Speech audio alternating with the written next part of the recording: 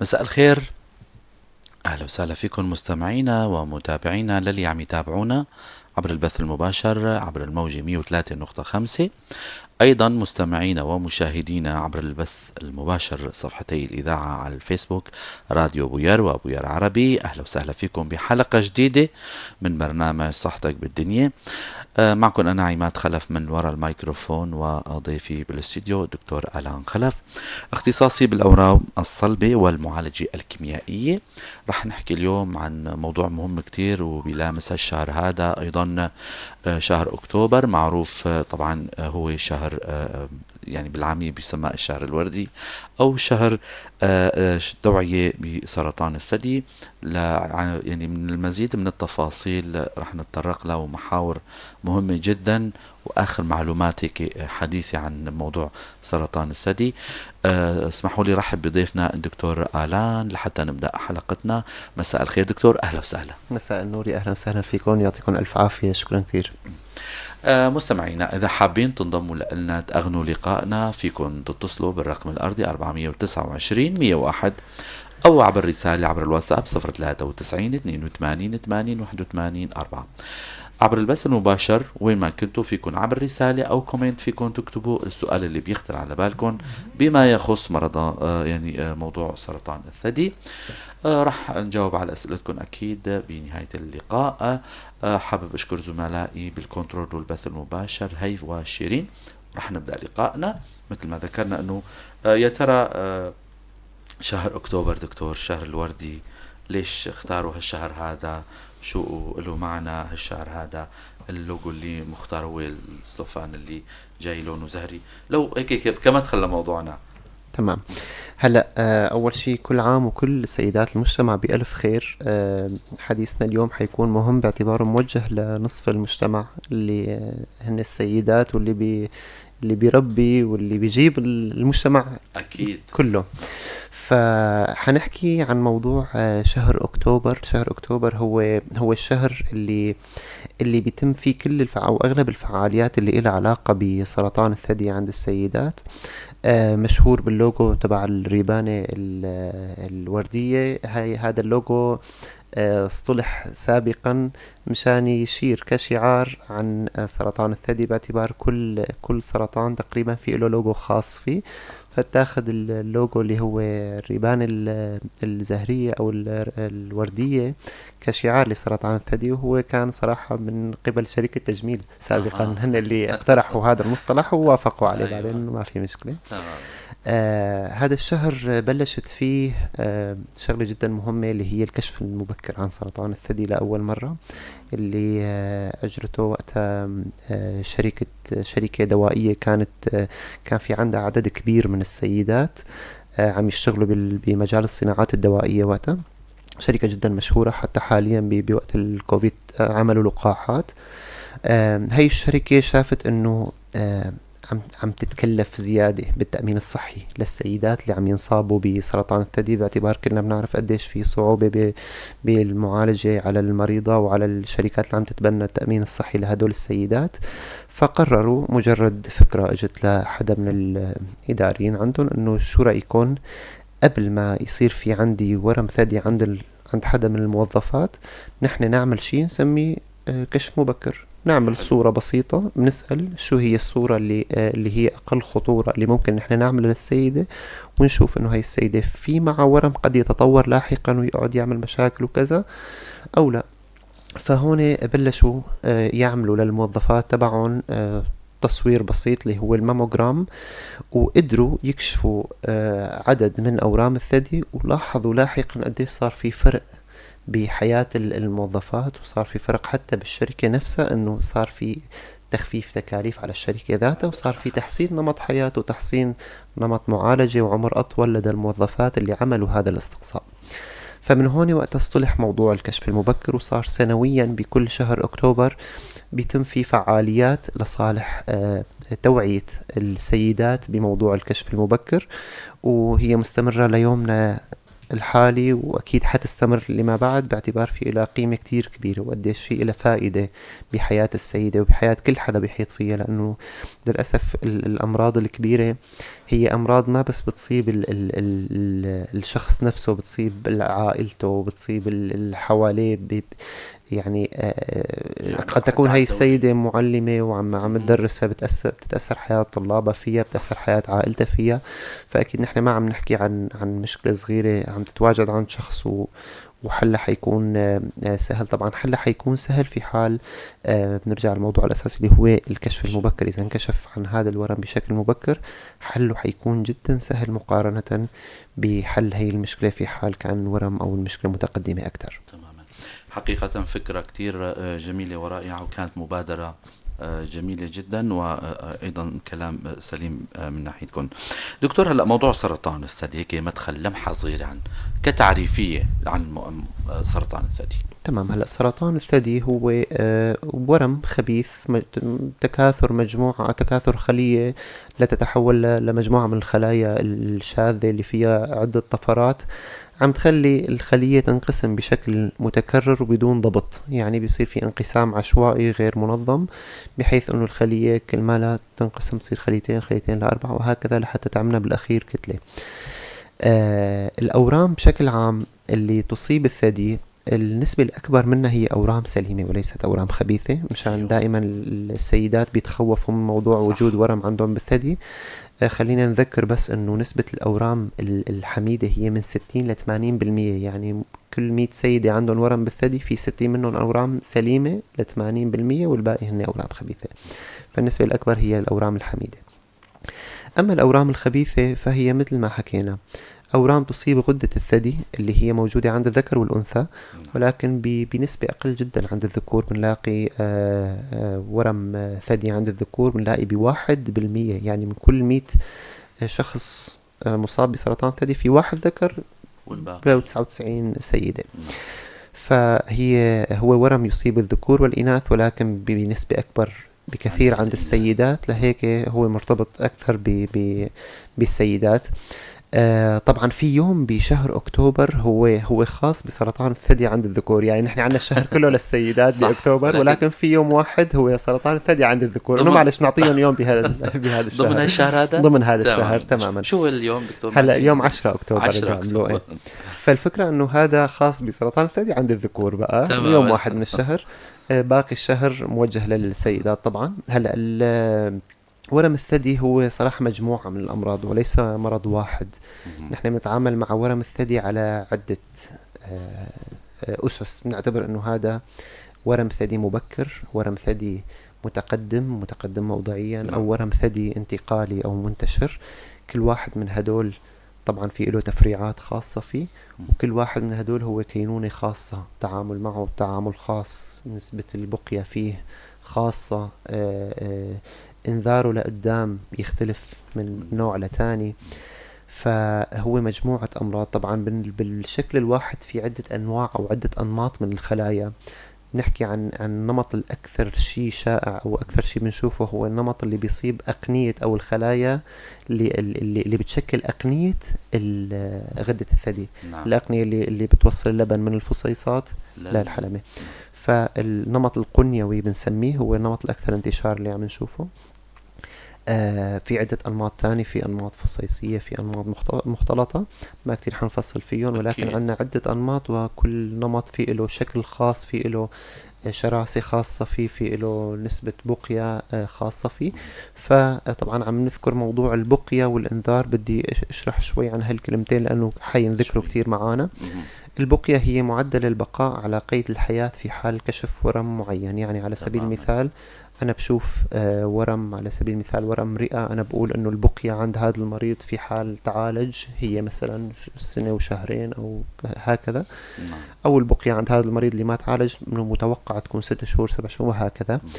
هي كلمة البقية. طبعا البقية بسرطان الثدي تختلف جدا عن البقية بالسرطانات الأخرى. هو صح الورم رقم 1 عند السيدات، هو صح تاني أشيع ورم بالعالم بعد سرطان الجلد. صح ورم الثدي البقية بالمراحل المتأخرة قليل للأسف. يعني السيدة اللي معها ورم ثدي انتقالي للأسف حتى يومنا هذا في بس 24 منهم بيقدروا يوصلوا لل5 سنين. ولكن الشيء المنيح هو انه اذا كشف هذا الورم بشكل مبكر فالبقية فيه بتكون أطول. نسبة عالية جدا انه سيدات يقدروا يعملوا اكثر من 5 سنين و10 سنين و15 سنة. يعني الشيء له علاقة بالمرحلة تبع هذا الورم. مثل ما حكينا اول شيء انه في عندي مراحل تكون موضعية، الورم بيكون موضعي فقط بالثدي، في مراحل متقدمة موضعيا بيكون بالثدي وفي بعض العقد تحت الإبط أو الورم بيكون حجمه كبير، وفي مراحل انتقالية. هلا في حال إذا كان عندي الورم فقط بالثدي فنحن المريضة على المعالجة نسبة البقية قد تصل لل99% من السيدات بيعملوا بقية، يعني يعتبر كمرض عادي وقابل للشفاء بكل بساطة. لهيك كتير بنركز على موضوع الكشف المبكر. كتير مهم المجتمع يكون تشخيص سرطان الثدي فيه أكثر بالمراحل المبكرة. للأسف مجتمعنا حتى اليوم يكشف سرطان الثدي بالمرحلة الرابعة، مرحلة انتقالية للأسف، وهذا شيء له علاقة بنقص التوعية الصحية حول موضوع الكشف المبكر عن سرطان الثدي. أكيد اليوم رح نحكي بخطوط عريضة عن الموضوع هذا، ورح يكون في له محور خاص ضمن الحلقة عن موضوع الكشف أو كشف السيدة للكشف الذاتي إذا صح التعبير. لكن هيك مشان محاورنا نكون بتسلسل أفكارنا ما تكون دكتور. هلا حكيت لنا شوي عن موضوع سرطان الثدي يعني بتفصيل كتير حلو ومعلومات جدا قيمة، لكن لا شوي هيك السيدات اللي عم يسمعونا سواء كان هلا على البث المباشر الموجي اف ام واللي عم يشاهدونا عبر البث المباشر، الأعراض ممكن كيف تكون، كيف تجي شكلها؟ تمام. هلا أكثر شيء بنشوفه، أكثر عرض شائع بنشوفه بدل سرطان الثدي هو ببساطة جس كتلة في الثدي. يعني مجرد وجود كتلة بالثدي فهو يستدعي المتابعة. مفروض السيدة تسأل عن هاي الكتلة، جسم صلب غير معتاد، غير مجرد وجود متناظر بالضبط. في كتير أشكال طبعا أو كتير أعراض ممكن تشوفها السيدة على حالة، غير موضوع أنه في كتلة ملموسة. تماما. كتلة هي مجرد أنه تحس أنه والله في عقدة عندها بالثدي مثل حبة العدس، أحيانا حجم أكبر، أحيانا حتى بتوصل لحجم حبة البطاطا مثلا. البطاطا تقريبا. تمام. يعني تقريبا تاخذ حيز كتير من الثدي يعني. بالضبط. فالسيدات تقريبا بيقدروا يكشفوا الأورام اللي حجمها تقريبا سنتي، هن ذاتهم اللي حجمها سنتي ونص لسنتين، هي ممكن تكشفها. بس نحن هيك صرنا بالمرحلة الثانية، يعني المرحلة اللي السيدة بتشوف فيها كتلة فهي نحن غالبا نكون تجاوزنا، صرنا بالمرحلة الثانية مو بالأولى، لأنه السيدات ما حيقدروا بالكشف الذاتي، بالفحص الذاتي يقدروا يكشفوا عن ورم صغير. نعم. لهيك نحن بنلجأ لوسائل تشخيصية أكثر لأن نكشفه حتى قبل ما السيدة نفسها تحس بالكتلة. صح. اللي هو بالإجراءات التصويرية. فوجود كتلة بالثدي هو أوضح عرض وأكثر عرض نحن بنشوف فيه السيدات. طبعا في أشكال تانية. السيدة دائما لازم تكون حافظة شكل ثديها دائما، أي تغير صار بثدي. طبعا في أشياء فيزيولوجية موجودة، إنه أحيانا بيكون حجم ثدي أكبر من حجم ثدي ثاني فارق بسيط جدا. نعم. عند أي سيدة موجود هذا الموضوع. ولكن أي تغير بيصيب الثدي لازم المريضة تنتبه لهذا الموضوع.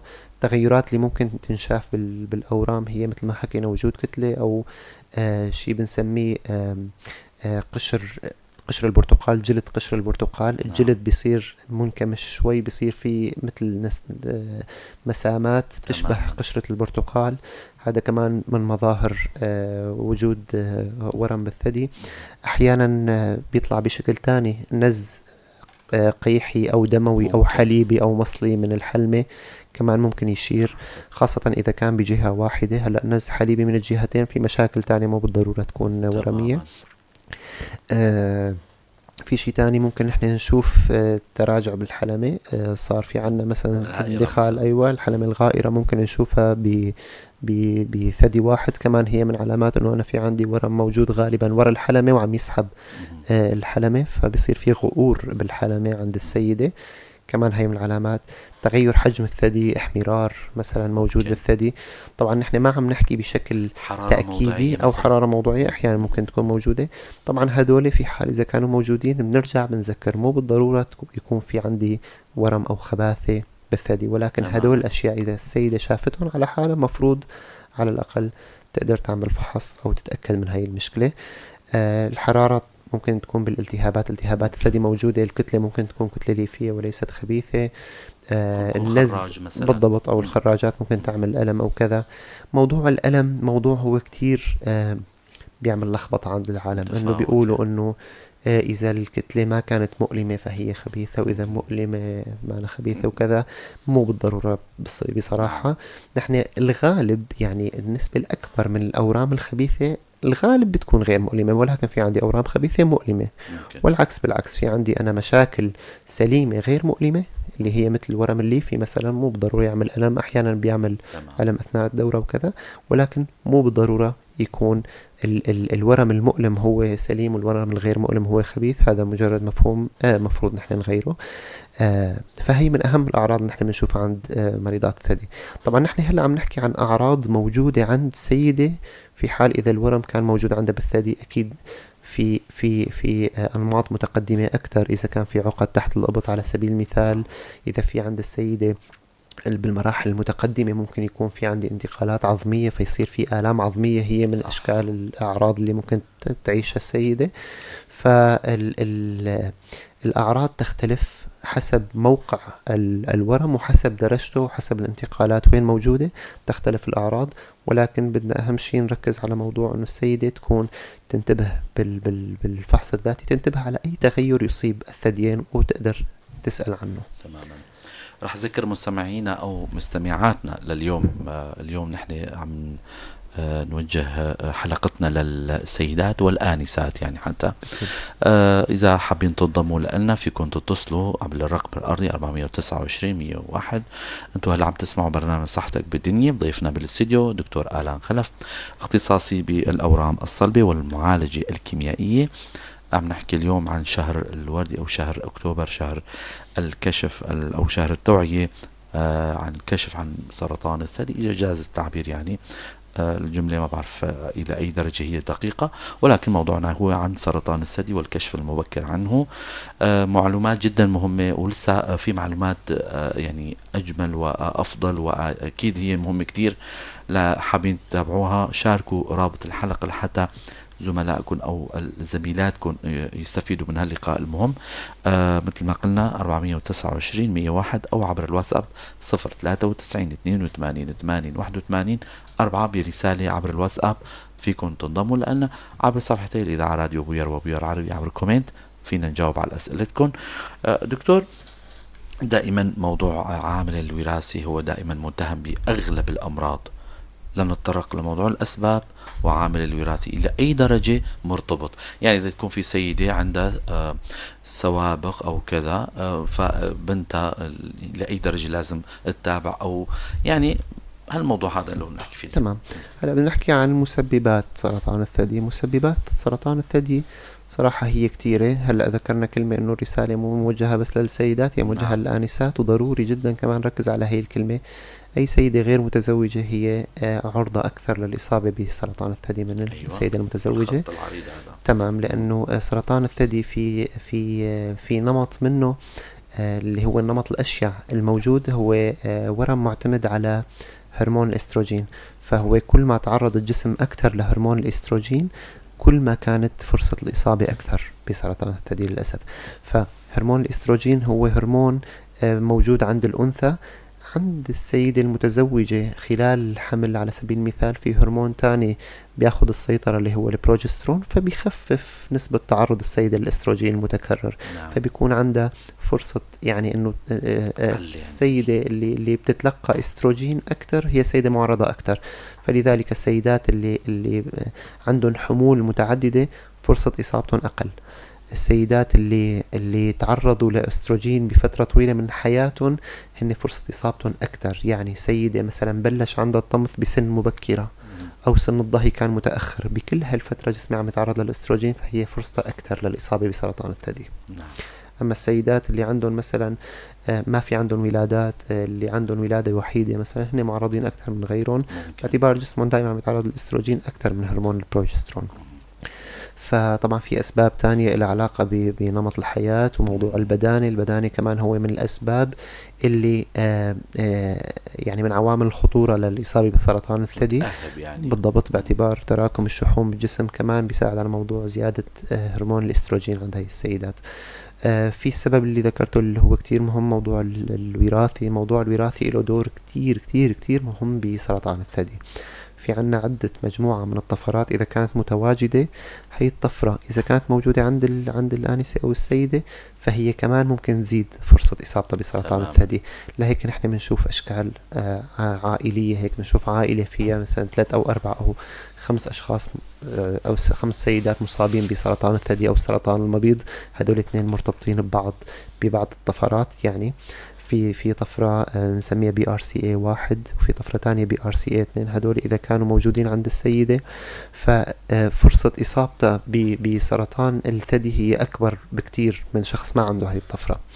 لهيك بنشوف إذا في أي سيدة أو آنسة في عندها على الأقل شخص أو شخصين بالعائلة، وخاصة إذا في حدا مقرب، أختها مثلا، خالتها، عمتها، كذا، فهي السيدة مفروض تعمل كشف مبكر بوقت أقل. يعني على سبيل المثال نحن الكشف المبكر بنعمله بعد سن 40 سنة، أما هدول اللي معهم أو اللي فيه خطورة وراثية عندهم، قصة هدول عائلية بنعمله يعني. بعمر أبكر لسه. يعني نعم. أحيانا حتى من عمر 25 سنة بنبلش كشف وغلط. كل سنتين، نحن خوفا من انه يظهر الورم، لانه عادة هي الاشكال بتكون شرسة اكثر من الاشكال الثانية. اذا أيوة. وجود طفرة يكون الورم اشرس وممكن يصيب اعمار اصغر، فهي كمان بدنا ناخدها بالحسبان. فموضوع الوراثي اكيد له دور كتير مهم، موضوع البيئي له دور مهم، ولكن المواضيع الاهم هي عوامل الخطورة الأهم هي موضوع البدانة، هي موضوع عدم الإنجاب، موضوع عدم الإرضاع، موضوع نمط الحياة. بالضبط. تمام. هدول كلياتهم بيدخلوا بعوامل خطورة لسرطان الثدي. تماما. دكتور، نحن من بداية الحلقة عم نحكي عن نكرر جملة الكشف المبكر، الكشف المبكر، الكشف المبكر. هلا نحن وصلنا عن موضوع التشخيص عند الطبيب وعند السيدة أو الآنسة نفسها. هذا المحور هيك رح نتناوله بخطوط عريضة بتركيز وبتفاصيل جدا مهمة. الدكتور ألان، هلا أنتم كأطباء بعد ما يعني شكل الطبيب الزميل المحول من الجراحة العامة أو جراحة الصدر، أو من باب الصدفة أحيانا في مرضى بيوصلكم يعني أو يكونوا محولين، أو المريضة هي نفسها تكون يعني لسه ما وصلنا للمرحلة، ولكن موضوع التشخيص سواء كانوا عندكم الأطباء، شو هي الوسائل التشخيصية لشخص الحالة، سواء كان درجة تانية مثل ما تفضلتم من شوي أو الدرجات الأخرى. وموضوع الفحص الذاتي يا ريت حتى عبر يعني نشرح طريقة الفحص لحتى المشاهدات اللي عم يشاهدونا واللي راح يشاهدونا بعدين كمان يستفيدوا من هالحلقة. تمام. هلا بنحكي أول شي بالمنزل شو بيصير عند السيدة بعد الانتهاء من الدورة، بعد الحمام بدها تطلع على المراية، تنتبه على حجم الثديين، في اختلاف في الحجم ولا ما في اختلاف، في احمرار بأحد الثديين، في شي غريب بثدي على حساب ثدي تاني. فبدها تنتبه أول شي بالنظر على موضوع الثديين إنه في شي واضح أو لا. بعد هيك بدها تعمل شي بنسميه كشف ذاتي أو فحص ذاتي عند السيدة. ببساطة بس بتجس الثديين عندها بأصابعها بشكل دائري، بحيث انه هي تنتبه انه في عندها شيء عقدة او ما في عقدة بالثدي. هو فحص كتير بسيط، مو بالضرورة موضوع التكنيك فيه ما انه مهم، لانه هو أيوة. اصلا نحن بنسميه فحص ذاتي، بس بيهمنا انه نحن نفحص كامل الثدي، يعني كل الثدي بشكل دائري. نحاول نضغط شوي بحيث انه نشوف اذا في عندي عقدة واضحة او ما في عقدة واضحة. تمام. بالأربع أصابع. تمام. هلا بعدين شو بيصير؟ السيدة بدها تفكر في عندي تغير ما موجود بالثديين، فهون أكيد تشوف الطبيب الأقرب لها، بحيث أنه هو يشوف إذا في عندي مشكلة فيها خطورة أو ما في مشكلة، بحيث أنه هو يعمل كمان فحص طبي بنسميه كلينيكال، بحيث أنه سريريا يشوف في مشكلة أو في آفة تستدعي القلق أو لا. في شيء تاني غير موضوع الكشف الذاتي، لأنه مثل ما حكينا نحن الفحص ممكن يبين لنا الأورام اللي تجاوز حجمها السنتي ونص، نعم. ولكن في عندي أساليب بعدين نزلت اللي بتخلينا نكشف الورم بحجم أصغر بكتير، اللي هي الكشف المبكر عن سرطان الثدي، واللي هو كتير حنفصل فيه هلأ. الكشف المبكر يستخدم جهاز يسمى الماموجرام. الماموجرام هو تصوير شعاعي بسيط للثدي نعم. بنسبة أشعة جدا جدا جدا خفيفة، حلو كتير. بحيث هذا التصوير يفرجيني النسيج الثدي من جوا هل في عندي كتل أو ما في. وحلاوته انه هو حساس حتى بالكتل الصغيرة فيه ممكن تبين، يعني كتلة نص سنتي ممكن تبين معي على الماموجرام بس مستحيل تبين على الفحص. صح.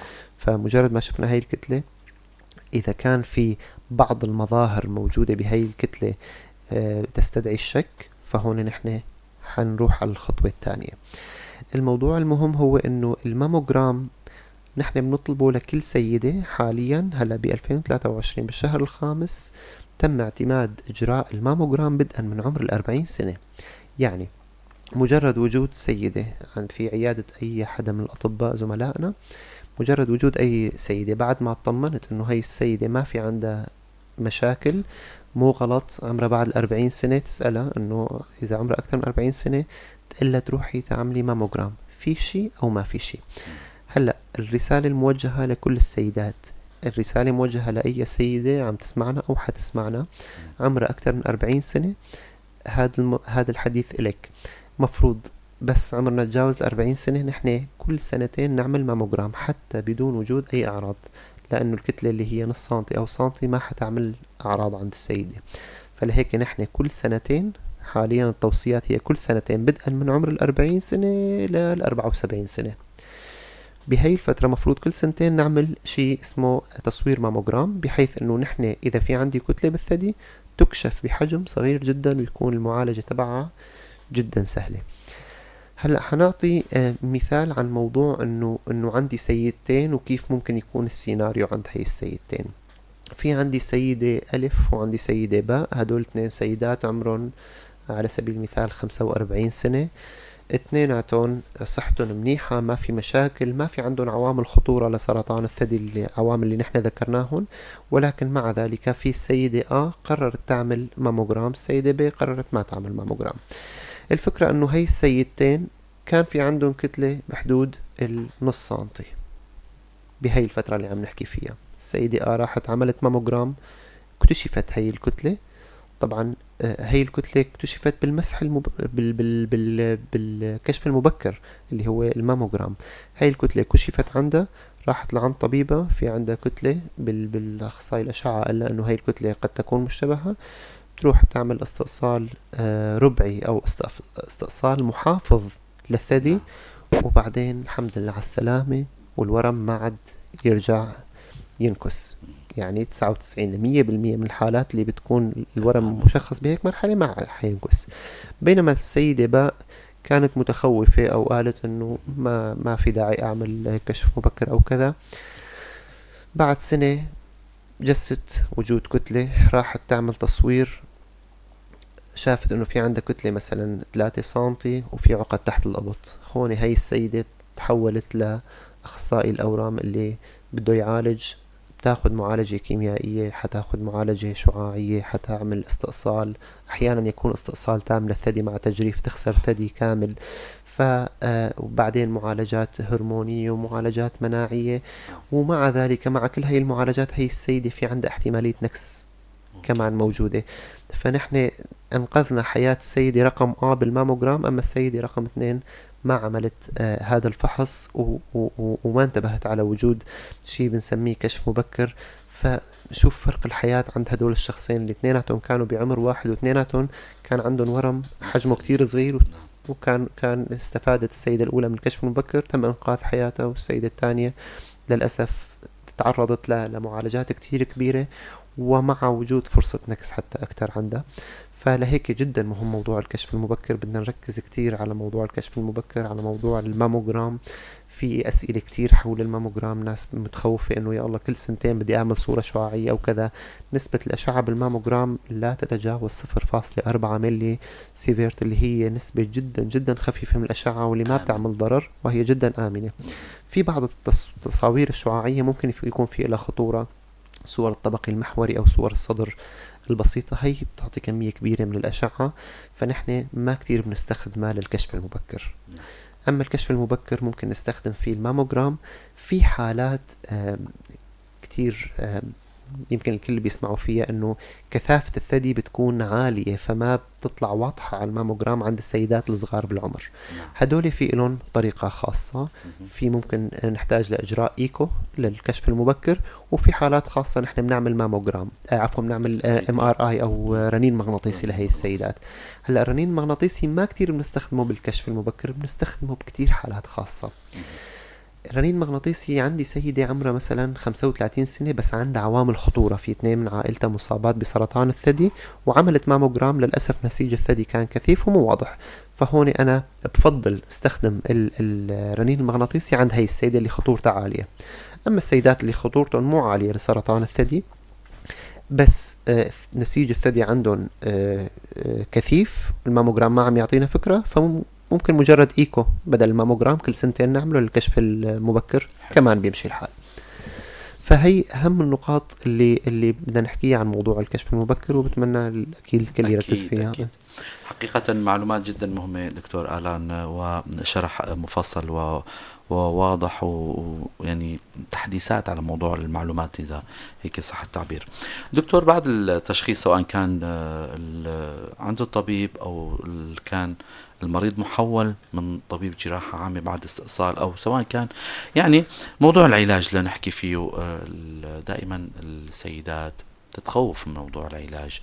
يعني مثل ما قلت هلا، حكيت من شوي انه المريضة بعد ما بتستأصل هالكتلة الصغيرة بعد إجراء الماموجراف بشكل مبكر، فبتكون يعني ما بتحتاج لأي شيء تاني. هاي يعني معلومات مبشرة يعني حقيقة. فلحتى نزيل هالحالة الخوف عن السيدات والآنسات، يعني المرأة بشكل عام، لو نحكي عن موضوع العلاج كيف يكون؟ تمام.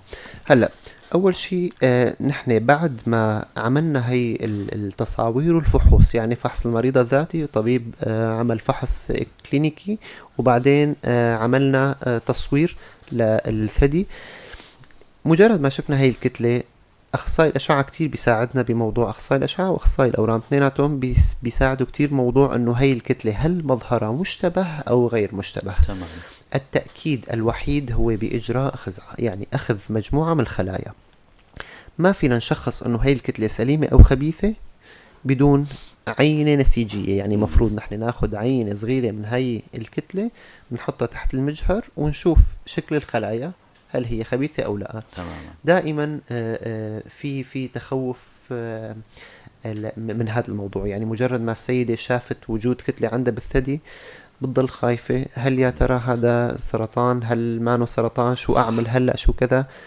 نحن دائما بنقول إنه ما تعمل شيء، بدنا فقط نشوف تحت المجهر كيف شكل هي الخلايا. نعم. في حال إذا لا سمح الله كانت خبيثة فمعالجتها سهلة، وإذا كانت سليمة فأكيد ما بأغلب الحالات ما تحتاج معالجة حتى. تمام.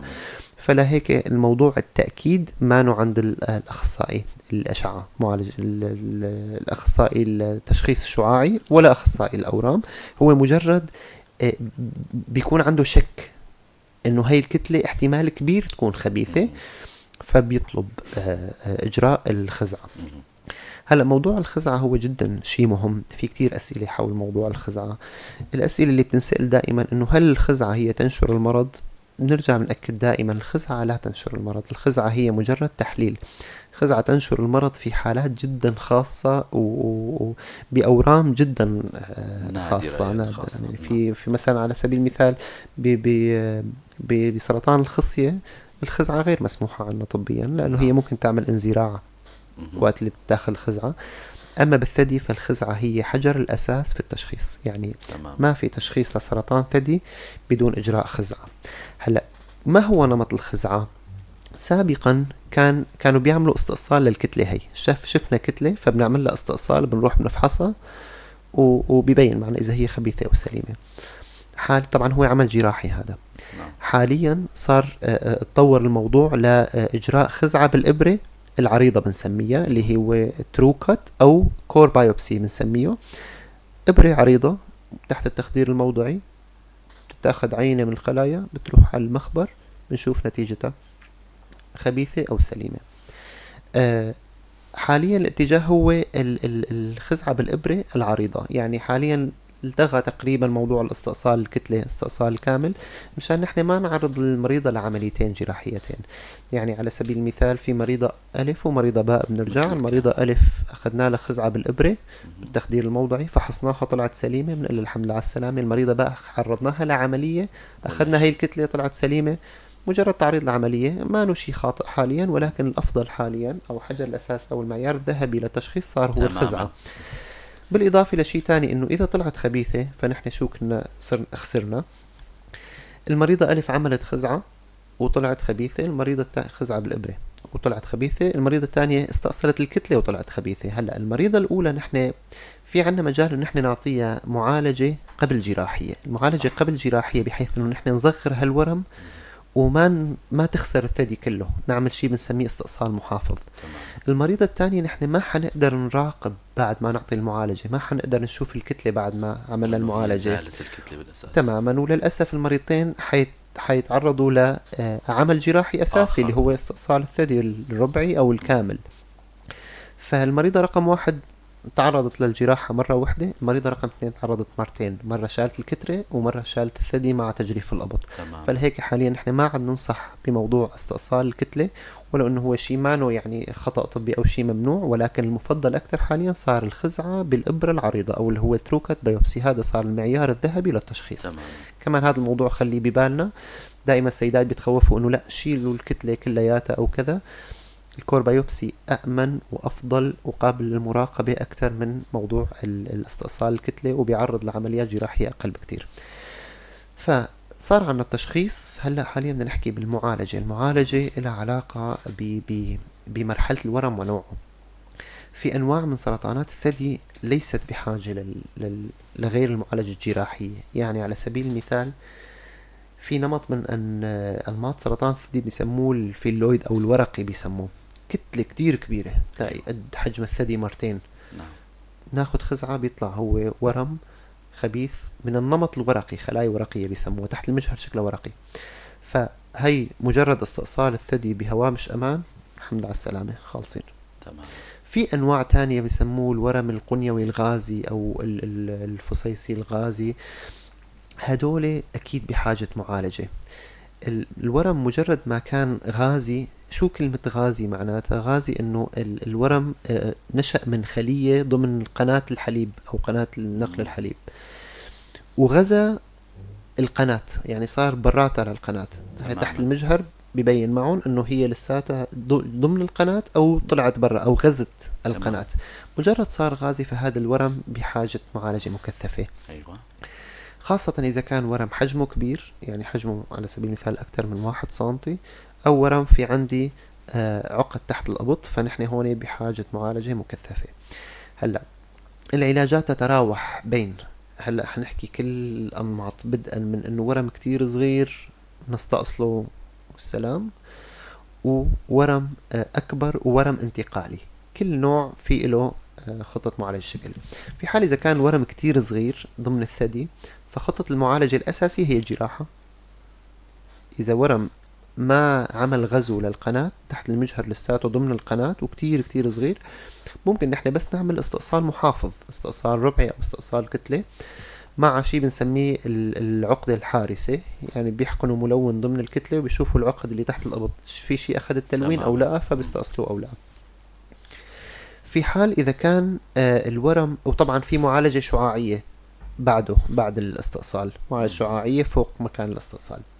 هون خلصنا، ما عاد في معالجة بعد هيك. في حالات الورم بيكون غازي فيه أو في عقد تحت الأبط، هون بأغلب الحالات المريضات بيحتاجوا لمعالجة كيميائية. المعالجة الكيميائية كمان ما بدنا السيدات كتير يتخوفوا منها. بالمرحلة الثانية والثالثة خاصة أكثر مرحلتين بيستخدم فيهم العلاج الكيميائي هن هدول المرحلتين، المرحلة الثانية والثالثة. نعم. بنلاقي السيدة بتقول السيدة إنه أنا أخذت علاج كيميائي، فنحن متوقع إنه هي السيدة غالبا هي كانت بالمرحلة الثانية أو الثالثة. العلاج الكيميائي طبعا بيتم وفق بروتوكولات، يعني ما نو مجرد علاج اعتباطي هو تسميم خلايا أو كذا، لا، هو نحن بنستخدم أدوية تسمى مضادات انقسام، أنتي نيوبلاستيك، مضادات انقسام. يعني هي الأدوية هدفها تروح بدون وعي على الخلايا، تشوف أي خلية عم تنقسم بسرعة تروح توقفها بس. فلهيك بنلاقي في أعراض جانبية مثل تساقط الشعر على سبيل المثال، لأنه الشعر فيه خلايا متجددة باستمرار، فبتوقف هاي الخلايا، فبنشوف أعراض العلاقة بهر الشعر مثلا. بنشوف مشاكل هضمية، لأنه كمان بطانة المعدة والأمعاء بتنقسم بسرعة، فهي المواد بتروح كمان على هاي الخلايا بتوقف انقسامها، فبتصير تأثيرات جانبية لهي الأدوية.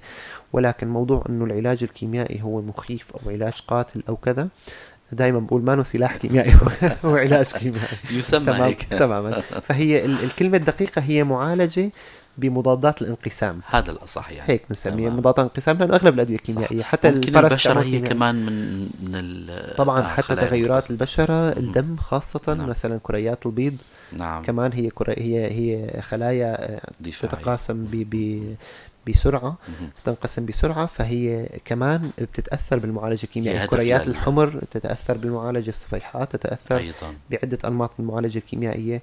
وكمان في موضوع كتير بدنا نركز عليه، دائما بنسأل عنه، موضوع انه هي الجرعة هي شكل واحد ولا في عدة أشكال؟ أيوة الجرعة. يا ريت.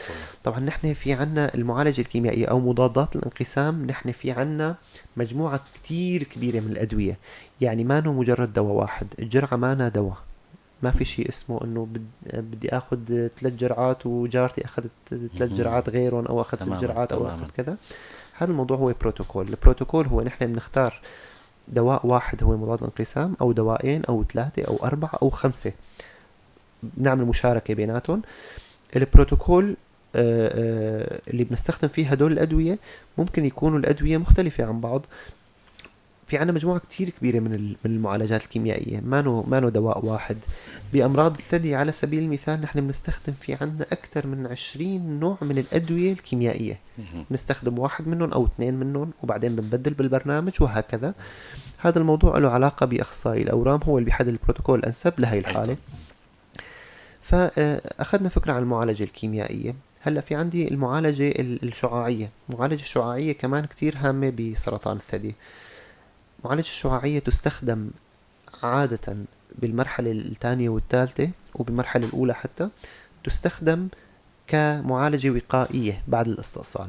يعني نحن بعملنا استئصال بعد المعالجة الكيميائية وبعد الاستئصال، أو العكس، أحيانا استئصال بعدين كيميائي، بعدين نعمل معالجة شعاعية نسميها وقائية، بحيث أنه بيصير في تشعيع، والتشعيع هو كمان علاج وليس أشعة تشخيصية مثل ما حكينا بالماموجرام. هو علاجية، هي الأشعة بتقتل الخلايا اللي بتنقسم، فبتتم على مدى مثلا 15 ل 25 يوم معالجة شعاعية يومية، بحيث أنه هي الخلايا الصغيرة المجهرية اللي نحن ما عم نشوفها حتى ما تنقسم. فالمعالجة الشعاعية كمان إلها دور كتير مهم. في إلها دور تاني تلطيفي أحيانا، يعني في سيدات عندهم سرطان ثدي بس متقرح مثلا أو كذا، فنحن هدول بنحيلهم المعالجة الشعاعية، بيصير في تلطيف شوي بالأعراض أو بالتقرح اللي عم يصير بالثدي. أحيانا نستخدمه بتلطيف أعراض عظمية، يعني سيدة عندها انتقالات بالعظم، فبنعمل المعالجة الشعاعية تلطيفية لها. المعالجات الثانية المعالجة الجراحية كمان حكينا عنها. الجراحة هي حجر الأساس بالشفاء بسرطان الثدي. تمام. يعني سرطان ثدي بدون جراحة ليس شافي. لهلا ما في شيء بنسمي انه هذا سرطان الثدي بدون ما تعمل جراحة ممكن تشفى من الناحية الطبية. الشرط الأساسي للشفاء هو الجراحة بالثدي. تمام، لأنه في كثافة موجودة لازم تنشال. بالضبط. تمام. بالمرحلة الرابعة الجراحة غير واردة، غير مهمة. أنا ما فيني استأصل ثدي عند سيدة عندها ورم بالثدي وبالكبد وبالعظام، شو بدنا نشيل؟ نقائل هاي مراحل متقدمة. بالضبط، مراحل متقدمة. لهيك ما بيصير شفاء عنا، لأنه صارت مشكلة جهازية وليست مشكلة نحن قادرين على السيطرة الموضعية فيها، ما عاد فينا. فالجراحة هو حجر الأساس. طبعا في أنماط تانية من المعالجة حديثة. المعالجة الهرمونية حديثة، هي معالجة هدفية العلاج الهرموني المريضة بتاخده لحتى يصير في عندي ضبط أو ما يوصل الهرمون للخلية الورمية، لأنه مثل ما قلنا الهرمون هو بيفعل الخلايا الورمية. صح. فالمعالجة الهرمونية كمان هلأ صارت أساسية عند بعض المرضى وليس الكل. في سيدات ما بياخدوا علاج هرموني، في سيدات دائما بيسألوا إنه ليش مثلا فلانة أخذت علاج هرموني أنا ما أخذت. شيء له علاقة بالمستقبلات تحت المجهر، في بعض المستقبلات الهرمونية إذا كانت موجودة بتاخذ، إذا ما كانت موجودة فالمريضة ليست بحاجة لعلاج هرموني. ولاحقا في علاجات مناعية وعلاجات هدفية ومعالجات جديدة نزلت يستخدم منها عدة أنماط ما كثير حنفصل فيهم لأنه هو بحث خاص. أكيد. طبعا ألف شكر دكتور على التوضيح والمعلومات القيمة دكتور آلان. رح نختم لقائنا بتوصيات عند الدكتور آلان، هي زبدة لقائنا. وألف شكر على المعلومات اللي يعني حقيقة كانت جدا مهمة. نتمنى السلامة لجميع المستمعات والمستمعين أيضا. مثل ما ذكرت أنه ممكن يكونوا الرجال هن نسبة ضئيلة جدا من المصابين. نختم لقائنا بتوصياتنا عند الدكتور آلان. تمام. هلا التوصيات الأساسية هو إنه السرطان خاصة سرطان الثدي ما عاد هذا المرض اللي بيستدعي القلق أو الخوف، خاصة إنه العلاج تبعه صار سهل بالمراحل المبكرة. هاي التوصية رقم 1. لا يستدعي الخوف. مجرد إنه حدا ذكر سرطان تشوف عالم قالوا مسكينة أو هداك المرض أو كذا، لا الموضوع ما عاده هيك أبدا. صار في خطط معالجة كاملة لسرطان الثدي. عندي مجموعة دراسات كتير كبيرة على سرطان الثدي، هو أكثر ورم انعملت عليه دراسات لحد هلأ، فعنا كتير معلومات عنه سرطان الثدي. الموضوع الثاني هو موضوع النمط الحياة. نمط الحياة كتير مهم. يعني موضوع البدانة على سبيل المثال هو شيء ضروري السيدة تعرف انه هو من عوامل الخطورة لسرطان الثدي. هي من الأسباب القابلة للتعديل. هلأ في عندي أسباب غير قابلة للتعديل اللي حكيناها، مثل مشاكل وراثية مثلا، موضوع عدم الإنجاب، عدم الزواج، هدول أشياء ممكن ما تكون تحت سيطرة المريضة. العرق الأسود على سبيل المثال يصاب أكثر، يعني نسبة الوفيات فيه بسرطان الثدي أكثر من العرق الأبيض، بس هذا الموضوع ما كتير عم نشوفه على مجتمعاتنا. الفكرة الثانية الثالثة اللي بدي أوصلها هي موضوع إنه نركز على موضوع الكشف المبكر. أي سيدة فوق 40 سنة، سواء في عندي مشكلة أو ما عندي مشكلة، فوق 40 سنة تعمل ماموجرام كل سنتين لعمر 74. برجع بعيدة مرة تانية لأنه كتير ضرورية، هي المحور الحلقة. كل سيدة عمرها فوق 40 سنة حتى لو ما عندها أي مشكلة هي مفروض تعمل شيء اسمه كشف مبكر لحتى إذا في عندي ورم يكشف. طبعا كمان نرجع لموضوع القلق غير مهم. الورم إذا كان موجود حيكون موجود سواء شفناه ولا ما شفناه. فلهيك نشوفه أفضل بمرحلة مبكرة. المرحلة المبكرة كتير ضروري نحن نركز على هالموضوع. قد ما كانت المرحلة مبكرة قد ما كانت فرصة الشفاء والمعالجة أخف بكتير، وفرصة البقاء على قيد الحياة أكبر، واحتمالية النكس أقل. فهذا الموضوع كتير مهم. هو شيء بيشبه السيارة، يعني حدا راكب سيارة وعم يسوق 60 فالحادث فيه ما انه كتير قاتل، ممكن ما يكون تماماً. قاتل، بس حدا عم يسوق سيارة بسرعة 120 فالحادث فيه أصعب. صح. فلهيك كل ما تقدم الورم كل ما صار موضوع علاجه أصعب، وكل ما كان أخطر، وكل ما كان النكس تبعه أصعب، وكل ما كان شرس أكثر، وهكذا. الموضوع الرابع اللي بدي أحكي فيه أو اللي بدي أنصح فيه كل السيدات هو موضوع إنه نحن نركز على موضوع الكشف الذاتي. ومجرد ما شفنا كتلة ما نسكت عنها أو ما نتخوف منها، لأنه مثل بنرجع بنقول الكتل السليمة هي 60 ل 80%، ولكن كل كتلة ثدي بحاجة إلى فحص. ما في عندي كتلة ثدي أنا بروح بقعد بالبيت وبقعد أفكر فيها تماما أبدا. تمام. والغالب مثل ما حكينا تكون كتلة سليمة، ولكن نسبة سرطان الثدي نسبة موجودة عالميا ونسبة موجودة عنا للأسف، ونسبة حتتحقق. يعني ما في شيء بنقول انه والله فلان لانه زعج امه فلانة ضايقت كذا صار في عنده لا هو مجرد نسبة موجودة عند يعني وحدة من كل 8 سيدات حيصير معها ورم ثدي للأسف. هذه النسبة العالمية اللي حاليا موجودة، وطبعا بمناطقنا أنا عم شوف النسبة للأسف أكبر بشوي. فنحن بدنا ننتبه على هذا الموضوع، أنه نسبة وجود سرطان ثدي نسبة كبيرة تعتبر. يعني جبنا 8 سيدات وراقبناهم من 100 سيدة وراقبناهم من الطفولة للوفاة، في يعني 13 منهم حيصابوا بمرحلة من مراحل حياتهم بسرطان الثدي. 13 يعني واحدة من كل 8 سيدات، فهو رقم كبير. فنحن أكيد مفروض نركز على الكشف المبكر، ومفروض أي كتلة نشوفها أو أي تغير نشوفه نسأل عنه. تماما. وطبعا في شغلة تانية مهمة، انه بكل المجتمعات حاليا صار في عندي آليات سهلة للكشف المبكر عن سرطان الثدي، آليات مجانية على سبيل المثال. في نعم. كتير مرضى بيتخوفوا من موضوع التكاليف تبع التصاوير والكذا. بالشهر الوردي أغلب الأطباء بيعاينوا مريضات الثدي بشكل مجاني. نعم. بالشهر الوردي كل المراكز تعمل ماموجرام بشكل